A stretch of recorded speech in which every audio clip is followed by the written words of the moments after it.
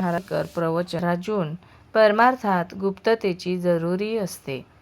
वासनेच्या तावडीतून सुटणे फार कठीण आहे, कारण वासनेच्या पोटीच प्राणी जन्माला येत असतो. त्या वासनेला जिंकणे म्हणजे आपण मरून जाणे इतके कठीण आहे. वासनेच्या पोटी जन्म आणि जन्मानंतर अहंकार या जोडप्यापोटी कामक्रोधादी विकार जन्माला येतात. या जोडप्याचे वैशिष्ट्य असे की त्यामध्ये बायको नवऱ्यापेक्षा वडील असते, कारण आधी वासना आणि त्यातून पुढे अहंकार. भगवंताजवळ वास ठेवला तरच वासना नष्ट होते.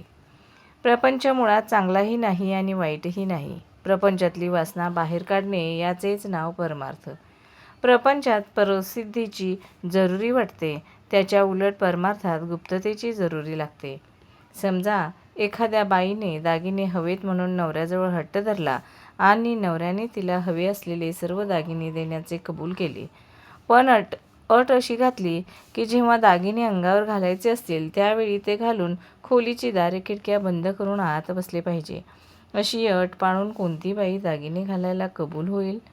कारण दागिने लोकांनी पाहण्यातच तिला समाधान आहे.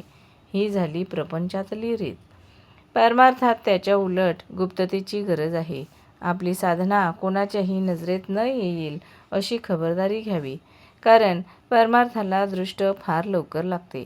ती केवळ इतर लोकांचीच लागते असे नसून आपली स्वतःची सुद्धा लागण्याचा फार संभव असतो. म्हणून परमार्थात गुप्तता असावी आणि आपल्या हातून जे साधन होते ते सद्गुरू आणि परमात्मा यांच्या कृपेनेच माझ्याकडून करवून घेतले जात आहे, ही जाणीव ठेवावी. आजारी माणसांनी नुसते पडून राहावे, पण औषध मात्र नियमाने घ्यावे. बाकीच्या गोष्टी इतर लोक करतात, औषध मात्र आपण स्वतःच घेतले पाहिजे. इतका मोठा राजा झाला तरी कडू औषध दासीला देऊन काही त्याचा रोग बरा होत नाही.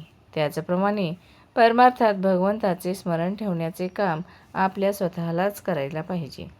उगीच कुणाच्या नादी लागू नये. परमार्थ म्हणजे काय करायला पाहिजे हे नीट समजावून घ्या आणि मग त्या मार्गाने जा. कोणाला फसू नका, कारण स्वतः फसणे हे जगाला फसवणे इतके पाप आहे. ज्याच्या प्रपंचात पाठीराखा परमात्मा आहे त्याचा तो प्रपंचच परमार्थ होतो. उलट ज्याचा पाठीराखा अभिमान आहे त्याचा परमार्थ देखील प्रपंचच म्हटला पाहिजे. बाहेरून प्रपंची दिसावे, पण आत मात्र परमार्थी असावे, ही खरी कला होय. धन्यवाद.